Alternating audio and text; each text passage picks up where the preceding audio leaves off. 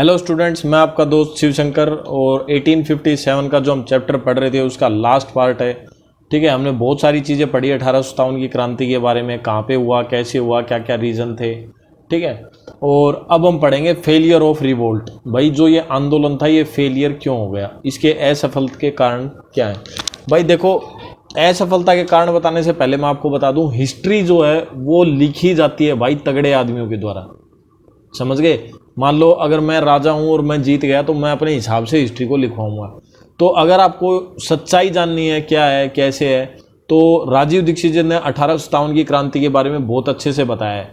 आप YouTube पे search करें राजीव दीक्षित 1857 की क्रांति, तो उनके बहुत सारे वीडियो आ जाएंगे जिसमें आपको पता चलेगा रियल में हुआ क्या था हमारे देश में 1857 की क्रांति में। अंग्रेजों ने कुछ ज़्यादा ही दबा दुबू के और हमारे को कुछ ज़्यादा ही खराब दिखा रखा है, तो आप वो देख सकते हैं जिससे आपको अपना रियल हिस्ट्री का पता चलेगा। अब हमें किताबों की पढ़नी पड़ती है, इसलिए हमें यही चीज़ें हम आपको बता सकते हैं। उन्होंने बिल्कुल प्रमाण के साथ सारी चीज़ें दी हुई हैं। तो वीडियो स्टार्ट करते हैं दोस्तों।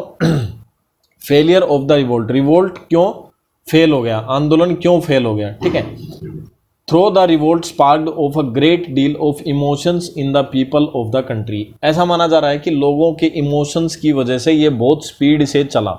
ठीक है, उत्साहित हो गए लोग कि भाई हाँ अब अंग्रेजों से पीछा छूट जाएगा। In the end it was crossed quite easily, लेकिन अंत में बहुत ही आसानी से इसे कुचल दिया गया। हिस्टोरियन बिलीव, इतिहासिक जो है वो विश्वास करते हैं। ठीक है, काफ़ी सारी चीज़ों में। बीच में ये आ गया आपका एनालिटिकल स्किल। एनालिटिकल स्किल में बता रखा है, read the following extract from a letter published in a British newspaper in aftermath of the revolt. Revolt के बाद अंग्रेजों की सभा में जो एक पत्र लिखे गए उसके बारे में बता रखा है कि भाई यहाँ कैसे क्या क्या हुआ था वहाँ पे। All the city people found with in the walls of the city of Delhi when our troops entered our bayoneted on the spot. अब ये बता रखा है कि भाई सभी लोग जो हैं वो शहरों के अंदर छिपे हुए थे दिल्ली में जब हमारी सेना वहाँ पे इंटर करी। And the number of was considerable as you may suppose when I tell you that in some houses 40 and 50 people were hiding। अंग्रेज बता रहे कि जब हम वापस गए थे कूच करने के लिए तो वहाँ पे एक कमरे में 40 से 50 जो सिपाही थे वो छुपे हुए थे। These were not mutineers, ये म्यूटनर्स नहीं थे, but residents of the city, शहर में रहने वाले आदमी थे। म्यूटनर्स मतलब विद्रोही नहीं थे। Who trusted to our well known mindlord of pardon, जो हमारे ऊपर अच्छे से विश्वास कर रहे थे और उनको ऐसा था कि भाई हम उनके ऊपर दया करेंगे। I am glad to say that were disappointed, मुझे ये बताकर खुशी हो रही है कि वो पूरे निराश थे। ठीक है, अब ये देखो अंग्रेजों के शब्द कैसे हैं, मतलब उन्होंने बढ़ा चढ़ा के चीज़ों को बताया हुआ है। Now read the following extract from the writing of A 19th year old British officer. एक 19 साल के ऑफिसर ने भी अपनी कहानी में कुछ लिखा हुआ है। उसने क्या लिखा हुआ है, उसने लिखा है कि भाई मैंने देखा था कि बहुत सारी औरतें और आदमी हैं उनको मारा जा रहा था, औरतों को छोड़ दिया था लेकिन उनके आगे ही उनके बच्चों को और उनके आदमियों को मारा जा रहा था। और वो कह रहा था कि मैं नहीं चाहूँगा अपने पूरे जीवन में दोबारा से इन सारी चीज़ों को देखना। ठीक है, तो ये सारी चीज़ें घटित हुई थी। तो आगे क्या बोल रहा है, that the revolt failed due to following reason. अब रिवोल्ट जो फेल हुआ था उसके मुख्य कारण क्या क्या थे वो बता रहा है। The revolt was confined to only a few area. उनका मानना है कि भाई जो आंदोलन है वो कुछ ही एरिया में हुआ था।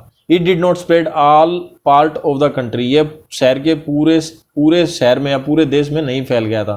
Bengal, Assam, Odisha, Rajasthan, part of Punjab and south India remained untouched by the revolt. ये बोल रहा है कि जो पंजाब, बंगाल और असम, राजस्थान का कुछ एरिया है वो इसके टच में ही नहीं था आंदोलन के। ठीक है, एक कारण तो ये, मतलब पूरे शहरों में नहीं फैला। दूसरा बोल रहा है the revolt did not gate supported from all section of society. बोल रहा है समाज के सभी तबके के लोगों ने इसमें सहयोग नहीं किया।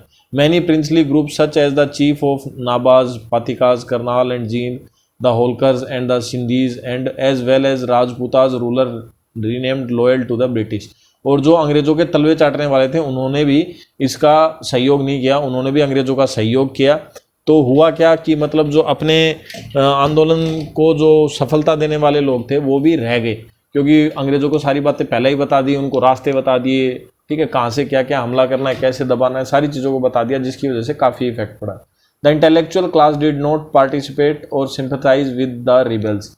अब जो इंटेलेक्चुअल क्लासेस थे, मतलब जो मतलब अंग्रेजों के प्रति सहानुभूति रखने वाले आदमी थे या अंग्रेजों के टाइम पे जिन्होंने काम मिला हुआ था, वो भी अंग्रेजों के प्रति वफादारी रखते थे। The rebels were poorly organise and did not have plan to replace the British institution of government, और किसी के पास कोई प्लान भी नहीं था कि ब्रिटिशों के बाद हम क्या करेंगे, किस तरह से करेंगे। The absence of unifying ideology also did not help there case, और मतलब अस्थिरता की वजह से भी लोगों को समझ नहीं आ रहा था कि क्या करें, इस वजह से भी वो सफल नहीं हुआ।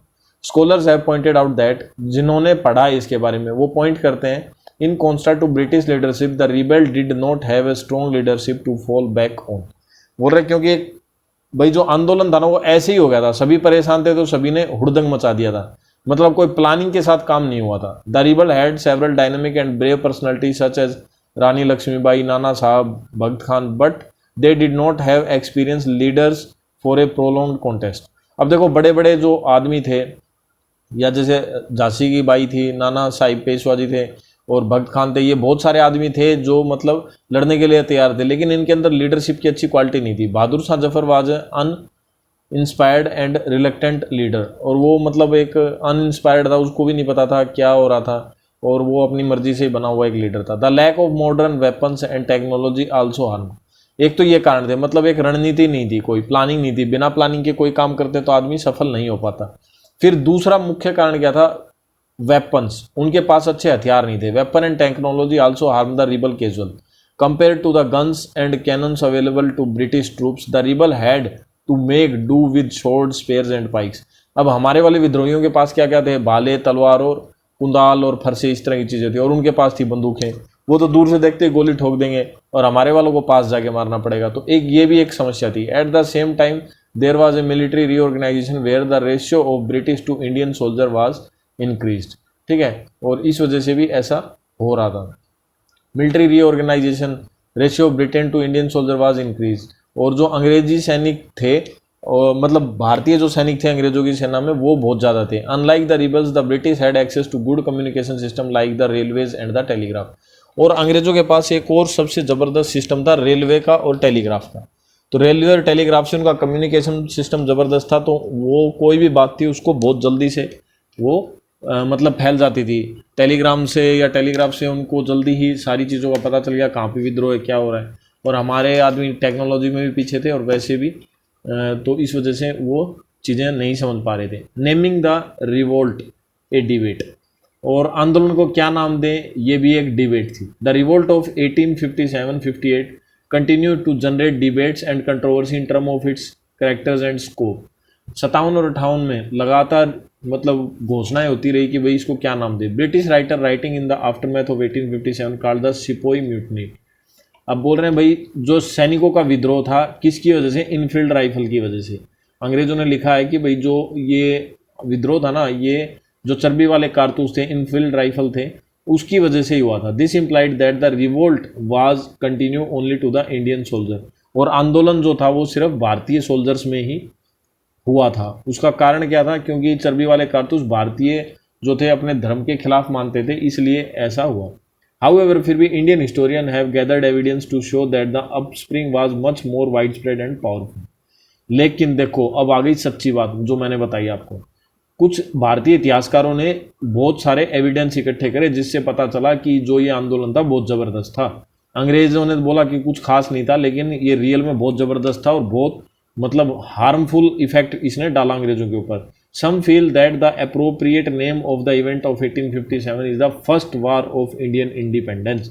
भारतीय आज़ादी का पहला युद्ध भी इसे माना जा सकता है, क्योंकि 1857 की क्रांति जो है वो ज़बरदस्त क्रांति थी, ठीक है, और इसे बिल्कुल मॉडिफाई करके हमें पढ़ाया गया। अगर इसे रियल में हमें पढ़ाया जाए तो हमें बहुत गर्व महसूस होगा कि कैसा युद्ध हमारा था और हमारी संस्कृति कैसी थी।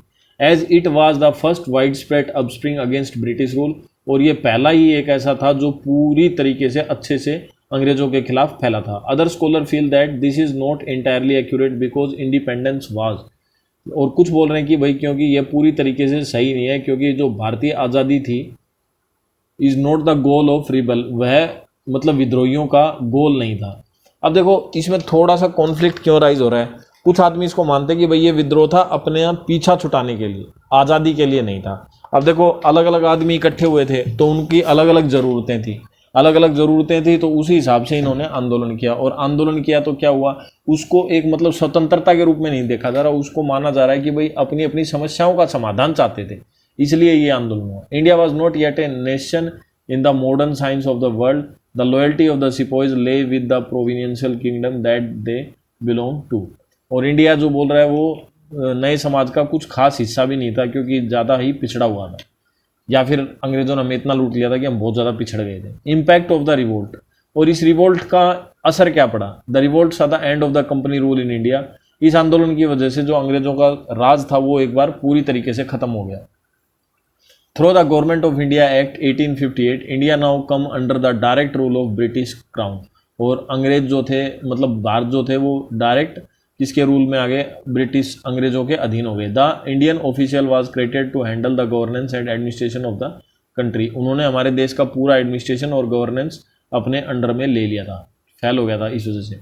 The head of the department was the secretary of state who was also interested with the formulation of policy for India. वो इंडिया की पॉलिसियाँ बना रहे थे, ठीक है। मतलब अंग्रेज ही फिर अपने हिसाब से और नई नई पॉलिसियाँ उस मतलब देश के लिए बना रहे थे कि भाई आगे इस तरह का विद्रोह ना हो। The governor general was henceforth to be called the viceroy and the responsible for implementation of the policies formulated by India office.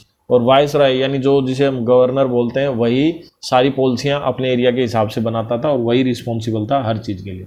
After the transfer of the governing of India to the crown, बोल रहे जो भारत की ताकत थी वो वापस से अंग्रेजों के हाथ में जब चली गई, Queen Victoria issue a proclamation detail the principle under which she attend to administrator the country. और रानी जो थी वहाँ की, क्वीन विक्टोरिया, उसने इश्यू कराया घोषणा पत्र जिसमें लिखा हुआ था कि भाई देश में किस किस तरीके से राज किया जाएगा। It promised religious tolerance and non interference in the ancient Indian custom and tradition. इसमें मतलब प्रोमिस किया गया था कि भाई कोई भी धार्मिक तरह की, जैसे अभी ये चर्बी वाले कारतूसों से जो वो हुआ था ना, झगड़ा हुआ था, बोला इस तरह की कोई भी फोर्स नहीं किया जाएगा आदमी को आगे से, और उनके सम्मान किया जाएगा उनके धर्म का। The right of Indian rulers were recognise, they were assured that there would be no more annexation of their lands. A military reorganisation was arrange to end the dominance of the Bengal army. और इस तरह के काफ़ी सारे छोटे छोटे बदलाव वापस से होने लगे, जिसमें थोड़ा मतलब भारतीयों के लिए भी अच्छा हो रहा था। The ratio of the British officer to Indian soldier was increase. और जो रेशियो था ब्रिटिश ऑफिसर्स का, उसमें इंडियन सोल्जर भी बढ़ रहे थे। The armoury remained in the hand of the English alone, लेकिन फिर भी आर्मी का मुख्य जो काम था वो अंग्रेजों के ही हाथ में था। Resistance to the British continue through localised revolt in the 19th century, 19वीं शताब्दी में, ठीक है। और भारतीयों मतलब उसमें 19वीं शताब्दी तक अंग्रेज यहाँ पर रह रहे थे। The revolt of 1857 continue to inspire the imagination of people and made them long for liberation from foreign rule. It paved the way of rise of the nationalism in India. लेकिन इस आंदोलन ने क्या कर दिया था, एकता की एक जड़ गाड़ दी थी। मतलब सभी चाहते थे कि भाई किसी भी तरीके से अंग्रेजों से बस पीछा छूटे, और सब इकट्ठे हो गए थे अपने अपने पर्पज लेकर के, समझ गए। तो मैं दोस्तों आपको सजेस्ट करूंगा, आप ज़रूर एक बार 1857 का राजीव दीक्षित जी का एक वीडियो है वो ज़रूर देखिए, ठीक है। राजीव दीक्षित जी, राजीव दीक्षित 1857 आपको YouTube पे मिल जाएगा आसानी से। अगर YouTube पे ना मिले तो राजीव दीक्षित MP3 में आप ढूंढ सकते हो। 1857 की क्रांति के बारे में उन्होंने बहुत अच्छे से और सारा डिटेल में बताया हुआ है।